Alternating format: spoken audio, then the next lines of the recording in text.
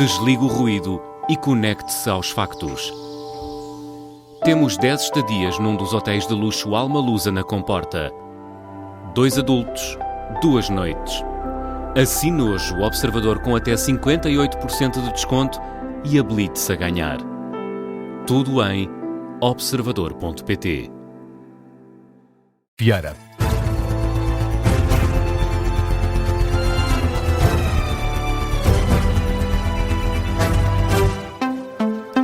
Edição das 4 na Rádio Observador com o Miguel Videira. A Ministra do Trabalho vai reagir a esta hora ao chumbo da UGT, à última versão da reforma laboral. O segundo chumbo decidido pela Central Sindical, depois de ter estado reunida durante cerca de 4 horas, a UGT decidiu rejeitar por unanimidade a última proposta, negociada com o Governo e confederações patronais. O anúncio foi feito esta tarde pelo secretário-geral da UGT, Mário Mourão.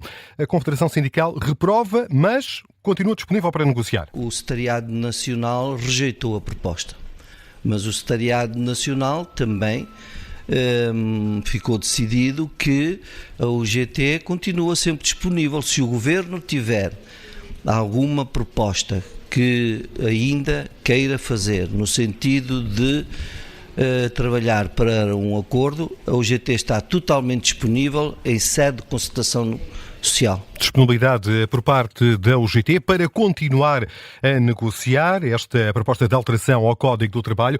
A negociação já decorre há mais de 9 meses e agora vamos saber se o Governo e particularmente a Ministra do Trabalho está ou não disponível para prolongar esta negociação. Seguimos de imediato até ao Ministério do Trabalho ao encontro da jornalista Laura Figueiredo. Trabalho 21.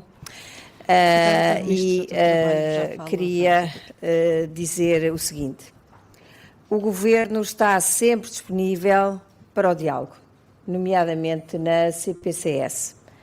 Mas neste caso nós temos uma versão do acordo que é profundamente consolidada e consolidada com contributos de todas as partes: Governo, parceiros sindicais, neste caso o GT, e confederações patronais. E todas as partes consideraram que esta é a versão final. Todos deram o acordo a esta versão, faltando apenas a ratificação da UGT nos seus órgãos. Assim, o Governo entende que não basta a UGT manifestar disponibilidade para continuar a negociar se vier a haver propostas do Governo. A UGT terá que mostrar que quer efetivamente uma aproximação e não continuar a ter pretextos para fazer fugas para a frente. Desta forma, o Governo esperará nos próximos dias uma posição realmente construtiva e clara da UGT sobre os poucos pontos, os únicos, que ficaram em aberto no processo negocial. Poderemos, se essa posição vier, fazer um último esforço, se não, avançaremos com o diploma para o Parlamento. Desta forma, o Governo vai agendar uma reunião da Comissão Permanente da Concertação Social para de hoje a 15 dias, para haver tempo de reflexão. E encerraremos o tema formalmente nessa reunião, que vou convocar para o dia 7 de maio, exatamente de hoje a 15 dias. Muito obrigada, estou à disposição para algumas perguntas que queiram colocar.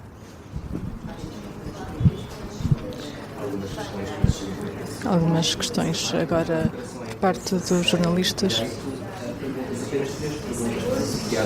Para mais de 15 anos de comunicação social, na sala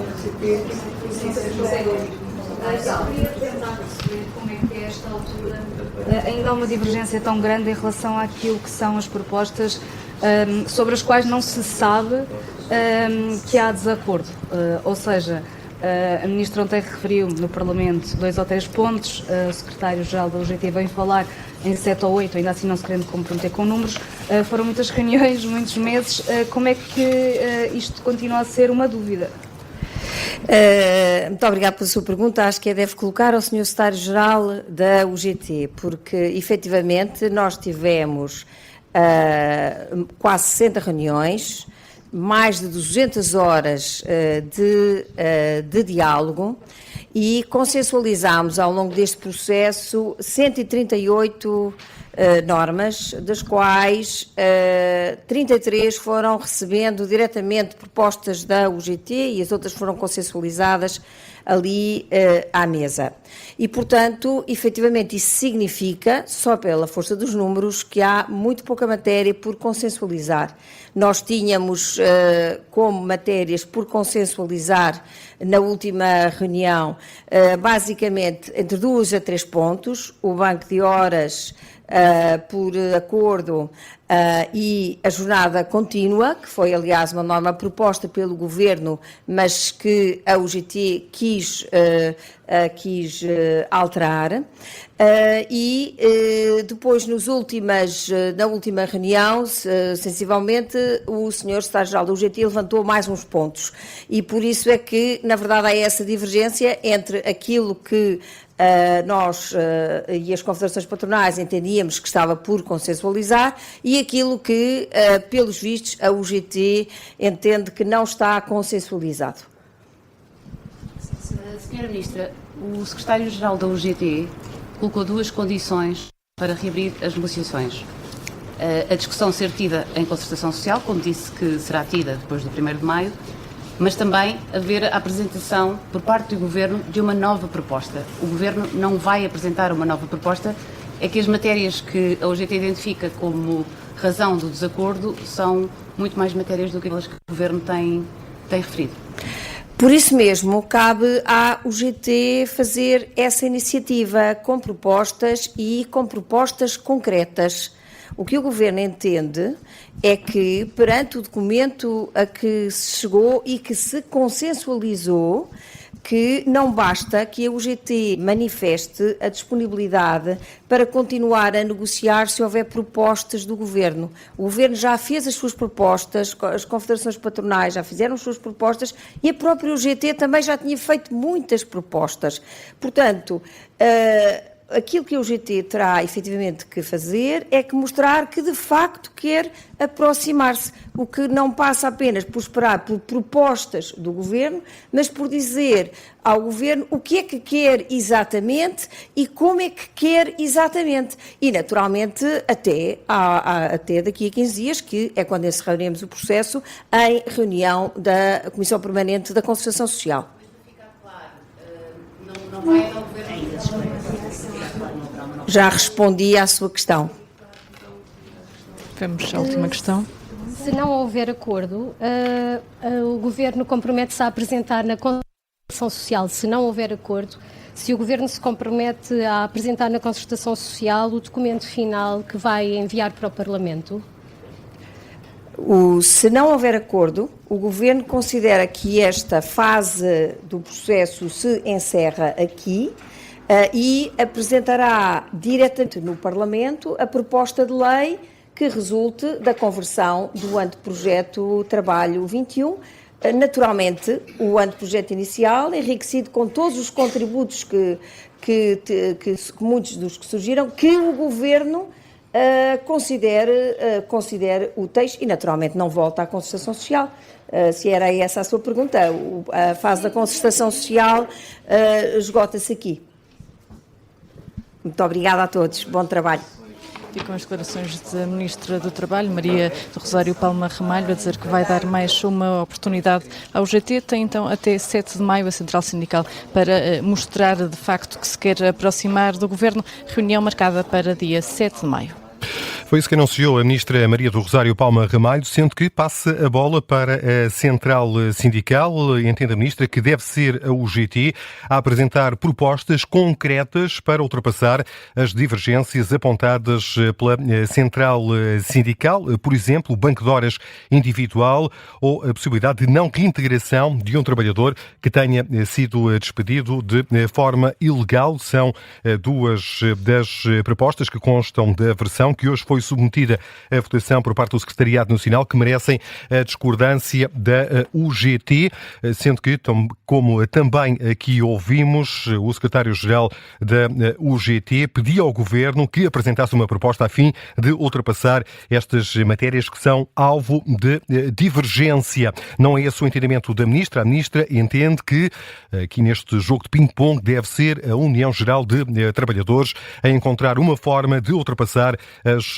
divergências. Ora, retomamos aquela que foi a declaração de Mário Mourão, o secretário-geral da UGT. Ouvimos há pouco manifestar essa disponibilidade para continuar a negociar. Ora, e se não houver mais negociação, a UGT definiu os próximos passos. Vamos supor que o Governo diz que não há mais negociação. Os patrões dizem que não querem negociar mais. A proposta vai para o Parlamento. A UGT, no dia seguinte, está junto dos grupos parlamentares para tentar influenciar que a proposta que vai para o Parlamento seja melhorada. Tem propostas que já fez durante este longo percurso que fez de negociação com os restantes parceiros e com o Governo e, portanto, vamos voltar à carga. Portanto, nós não vamos baixar os braços. Foi isso que disse Mário Mourão. Questionado sobre um alegado desconforto dos membros do Secretariado Nacional da Corrente Social-Democrata da UGT com o chumbo da proposta do Governo, Mário Mourão é taxativo, a central sindical está unida. O resultado da votação de hoje é claro. A UGT não está dividida, está mais reforçada, está mais unida e determinada em lutar pela defesa dos trabalhadores que representa e dos seus sindicatos. É isso que diz Mário Mourão, depois da UGT ter novamente rejeitado a proposta em discussão para a reforma laboral. E Miguel, vamos agora escutar também algumas reações a este chumbo. A CGTP garante que se o Governo insistir em levar o diploma ao Parlamento, então pode vir aí uma nova greve geral. É essa a possibilidade admitida por Tiago Oliveira, secretário-geral da Intersindical? O Governo, ao longo destes meses, tem sido construtor de uma retórica que depois, na prática, nunca se concretiza. O Governo sempre disse que queria negociar, que queria discutir, mas depois, na prática, chegámos ao fim destes 8, 9 meses de discussão e aquilo que se verifica é aquilo que a CGTP sempre disse desde o início. As tais traves mestras nunca saíram de lá. A questão da precariedade continua a estar, o outsourcing continua a estar, o banco de horas continua a estar, a facilitação do despedimento continua a estar, a falta de liberdade sindical continua a estar, o direito à greve e o impedimento do exercício do direito de greve continua a estar. Não excluímos nenhuma forma de luta, todas elas estão em cima da mesa, incluindo novamente a greve geral. É isso que diz o secretário-geral da CGTP. E Miguel, vamos às reações partidárias. O PS acusa o Governo de má-fé na condução deste processo negocial e desafia a Ministra do Trabalho a assumir que quer encerrar este dossiê e enviá-lo de imediato para o Parlamento. O deputado do PS, Miguel Cabrita, acusa o Executivo de promover campanhas de desinformação e de tentar descredibilizar a UGT. Diz também que os últimos 9 meses de negociação foram, na prática, uma simulação e que, se o anteprojeto for agora para o Parlamento, já sabemos que não vai de imediato, o PS vai querer, pois claro, melhorá-lo. Todos os parceiros sociais estiveram de boa fé, incluindo a UGT. O Governo tem estado de má fé neste processo e não é capaz de assumir que quer ser inflexível, que não está disponível para mudar nenhuma das traves mestras, para abdicar nenhum dos elementos determinantes da sua proposta. Se a proposta vier para o Parlamento, como todos esperamos, o PS sempre disse que está disponível para apresentar também propostas do seu lado. Agora, nós não podemos esperar que no Parlamento o Governo demonstre mais flexibilidade do que aquela que não teve ao longo de 9 meses. É essa a convicção de Miguel Cabrita, deputado do PS e antigo secretário de Estado com a pasta do Trabalho. Há, entretanto, uma nova reação. A última reação chega pela voz da Presidente da Iniciativa Liberal, Mariana Leitão, no Parlamento. Miguel Viterbo Dias, agora aqui em direto, precisamente à Assembleia da República. Miguel, o que disse Mariana Leitão? A Presidente da Iniciativa Liberal já tinha pressionado para que a proposta desse entrada no Parlamento, acusou o Governo de saber explicar os pontos positivos desta reforma laboral e pede que a iniciativa passe agora para o domínio da discussão dos partidos. Diz que é preciso flexibilizar a economia nacional e, por isso, Uma alteração à lei do trabalho deve ter esse objetivo, mas foi mal explicado por parte de Maria do Rosário Palma Ramalho e de todo o Executivo. Já no debate quinzenal, Mariana Leitão tinha dito que as hipóteses de consenso ou de diálogo parecem esgotadas ao fim de 50 reuniões e insiste nessa mensagem de que agora o Executivo deve mesmo trazer a proposta até à Assembleia da República e passar todo este debate para o domínio dos partidos. Sendo que não é essa vontade, pelo menos para já, expressa pela Ministra do Trabalho. Acabámos de ouvir Maria do Rosário Palma Ramalho anunciar a convocação de mais uma reunião da Comissão Permanente de Concertação Social. Está marcada para daqui a 2 semanas, 7 de maio, sendo que responsabiliza a UGT por apresentar propostas que permitam ultrapassar as divergências da Central Sindical. A marcar também esta tarde, quinta-feira, há também o veredicto no processo Saco Azul e, Miguel, foram absolvidos todos os arguidos. Incluindo o ex-presidente do Benfica, Luís Filipe Vieira. Em causa estava um alegado esquema posto em prática entre 2015 e 2018 para retirar do Benfica mais de 1.800.000 euros que depois terão em grande parte regressado ao clube sob a forma de numerário. Esquema que teria sido feito com recurso a contratos fictícios de consultadoria informática. Seguimos em direto até ao Tribunal Central Criminal em Lisboa. É lá que está o jornalista do Observador, Hugo Fortunato de Oliveira. Hugo, boa tarde. O Tribunal tem dúvidas sobre a acusação? Dúvidas que perduram e que o Tribunal diz mesmo que só com uma perícia técnica forense seria possível esclarecer, nomeadamente quem fez o quê, quem entrou nos sistemas e os problemas informáticos que foram criados, algo que não foi possível apurar, uma vez que os factos remontam a 2017, há quase 10 anos. À saída, o antigo presidente do Benfica, Luís Filipe Vieira, um dos arguidos, evitou falar com os jornalistas, teve de resto um pequeno percalço, uma queda. O presidente do Benfica, o ex-presidente, aliás, do Benfica, disse apenas que a justiça funciona e remeteu mais esclarecimentos ao advogado Magalhães e Silva, que aos jornalistas disse que quase nem se pode falar em justiça pela demora da decisão. 10 anos é sempre uma tragédia para quem é absolvido, porque significa que 10 anos a fio teve sobre si a espada de Damocles e sempre o receio de que por uma qualquer volta de jurisprudência do Tribunal pudesse vir a ser condenado.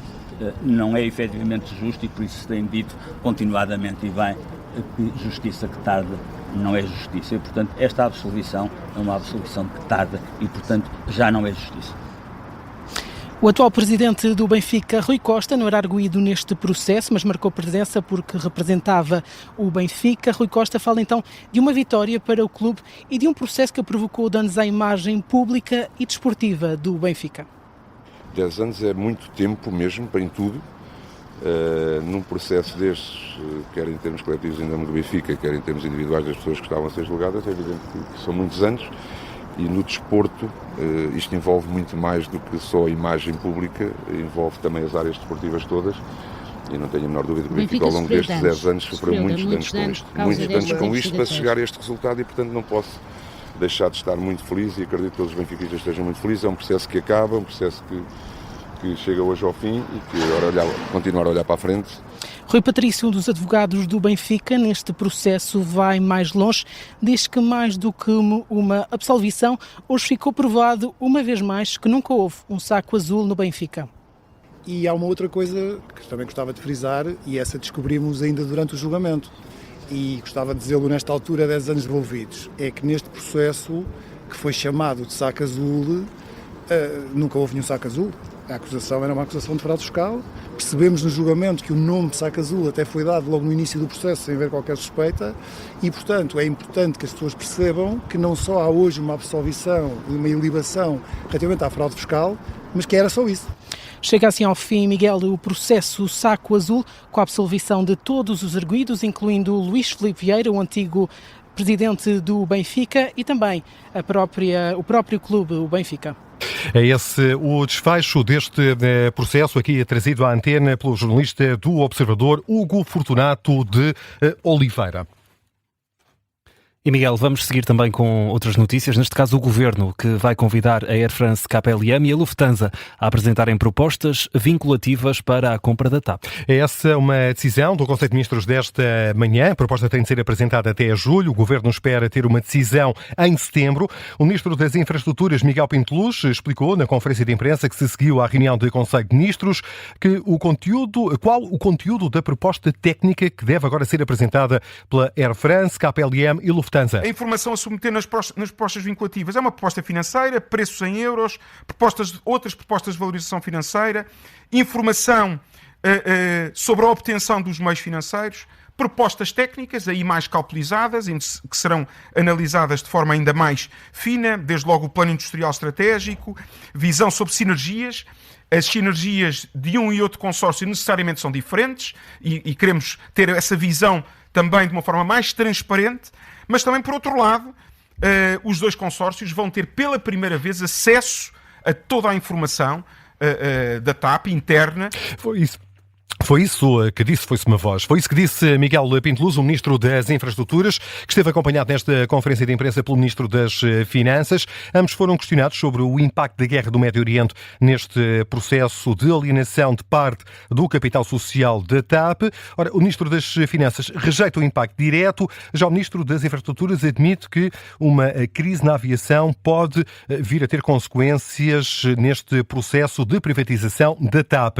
Houve outro tema abordado nesta conferência de imprensa, a possibilidade de voos da TAP serem cancelados face à redução de jet fuel, o fuel usado pelos aviões. Há, de resto, algumas companhias aéreas que já estão a cancelar voos. Ora, o Ministro das Infraestruturas considera que essa é uma decisão que cabe apenas à transportadora. Quanto ao cancelamento de voos, todo o setor e a indústria, como sabem, tem vindo a proceder a alguns anúncios com algum impacto, desde logo um dos concorrentes a este concurso, e portanto relembrar os cancelamentos dos 20 mil voos que foram públicos, representa só 1% do total da oferta da Lufthansa, mas dizer que é algo que a indústria também está a acompanhar, e portanto eu não vou antecipar aquilo que a gestão independente da TAP e profissional da TAP irá fazer, mas conscientemente a TAP terá que gerir também essa dimensão. É isso que diz Miguel Pinto Luz, Ministro das Infraestruturas. Foi um dos representantes do Governo na conferência de imprensa que se seguiu à reunião de Conselho de Ministros. Os grupos de aviação Air France, KLM e Lufthansa foram convidados para apresentar propostas vinculativas para a compra da transportadora aérea portuguesa. Entretanto, a Air France KLM já reagiu a esta decisão do Governo. Em comunicado, agradece o convite para participar nesta fase. Fonte oficial afirma que o compromisso da Air France é em fazer de Lisboa o único hub no sul da Europa. O analista de mercados Filipe Garcia alerta que o preço do barril de Brent pode subir ainda mais no fim de semana. Há uma tendência de subida do valor do barril, muito por causa do impasse em torno das negociações de paz de Estados Unidos e Irão. Ora, o analista de mercados Filipe Garcia, escutado esta tarde aqui na antena do Observador, alerta que o valor do Brent pode subir ainda mais este fim de semana. Nós temos visto que tem sido aos finais de semana que tenha decorrido, digamos, os eventos mais significativos neste conflito.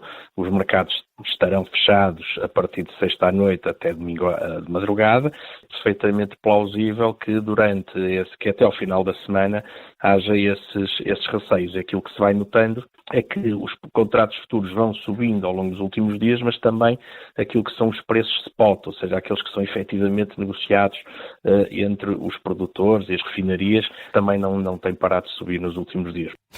É uma consequência do impasse em torno das negociações entre Estados Unidos e Irão, com consequências na navegação no Estreito de Hormuz, por onde passa boa parte do petróleo comercializado globalmente. Nesta altura, e face à última sessão, o barril de Brent, que serve de referência para Portugal, está a ser negociado a quase $103, representa uma subida de 1% face à última sessão. Miguel, a esta hora há mais uma reação ao chumbo da UGT a esta última versão da reforma laboral. Sim, e chega pela voz da deputada do PCP, Paulo Santos. Vamos escutar essa reação de Paulo Santos à boleia da RTP Notícias. Este pacote laboral está mais do que rejeitado pelos trabalhadores. Aliás, na semana passada, na grandiosa manifestação que foi convocada pela CGTP, isso ficou mais uma vez muito claro. Os trabalhadores disseram que não aceitam retrocessos. Os trabalhadores disseram que não aceitam este pacote laboral e aquilo que querem é naturalmente mais salários, condições de trabalho, mais direitos. E, portanto, aquilo que está colocado, certamente, e aquilo que o Governo se impõe o Governo fazer é retirar esta proposta. Está evidente por parte dos trabalhadores a sua posição relativamente a ela e não teremos nenhumas dúvidas que agora, quer nas comemorações do 25 de Abril, mas sobretudo no 1º de Maio, mais uma vez os trabalhadores afirmarão a sua oposição a este pacote laboral, rejeitarão este pacote laboral. É essa a convicção de Paulo Santos, deputada do PCP, mais uma reação nos espaços perdidos da Assembleia da República. A esta notícia, conhecida ao final da tarde, a decisão do Secretariado Nacional da UGT, que chumbou por unanimidade a última versão das alterações ao Código do Trabalho. A esta hora passam 24 minutos das 4. Miguel, atualizamos a esta hora as notícias de âmbito local. O Armazém Solidário de Leiria fecha portas na próxima terça-feira. Foram 3 meses de apoio a perto de 53 mil pessoas afetadas pelas tempestades, dados avançados pelo vereador Carlos Palheira, à agência Lusa. Os municípios de Leiria podem, no entanto, continuar a usar a plataforma Reerguer Leiria para pedir ajuda. Ficam impedidos de se dirigirem diretamente ao armazém. A construção da fábrica da Lufthansa Technik em Santa Maria da Feira já tem luz verde da Agência Portuguesa do Ambiente. As obras arrancam nas próximas semanas. É isso que dá conta o grupo alemão jornal Eco. O investimento de 309 milhões de euros deve permitir a criação de perto de 700 empregos até 2030. Em São Martinho do Porto, no concelho de Alcobaça, o trânsito na Avenida Marginal está condicionado na rotunda junto ao Parque de Campismo. O condicionamento decorre das obras na rede de saneamento. Os trabalhos decorrem de hoje, dia 23, até ao próximo dia 29 de abril. As estações do Cais do Sodré, de Cais do Sodré e Entre Campos, em Lisboa, são os palcos literários. Os atores João Tampera, Mafalda Santos e Teresa Vaz vão ler contos no metro para celebrar o Dia Mundial do Livro. Algumas leituras decorreram da parte da manhã, mas ainda vai a tempo da leitura da tarde. Vai ser entre as 5 e as 7 da tarde. Em paralelo, a editora Penguin Random House vai distribuir mini-livros gratuitos com textos de grandes nomes da literatura do conto, como Catherine Mansfield e Lúcia Berlim. Em Vila Nova de Famalicão celebra-se o Dia Mundial do Livro Como, o Mercado Livre, até domingo, na Praça Dona Maria II. O evento conta com um programa de atividades, desde apresentações de livros a conversas com escritores. A feira abre ao público todos os dias, às 10 da manhã. Hoje e no último dia fecha às 7 da tarde. Já na sexta e no sábado encerra às 10 da noite. Fechamos no Seixal. Os mais jovens apresentam peças de teatro à comunidade. A mostra de teatro escolar deste ano tem lugar no Teatro São Vicente. Os alunos do 2º e 3º ciclo do ensino básico e secundário estão divididos por vários grupos e cada um apresenta uma peça. Os espetáculos vão de 9 de maio a 3 de junho. A entrada é livre. É uma iniciativa da Câmara Municipal do Seixal em colaboração com o projeto escolar Apreender o Teatro. Jornal das 4, uma edição alargada com o Miguel Videira.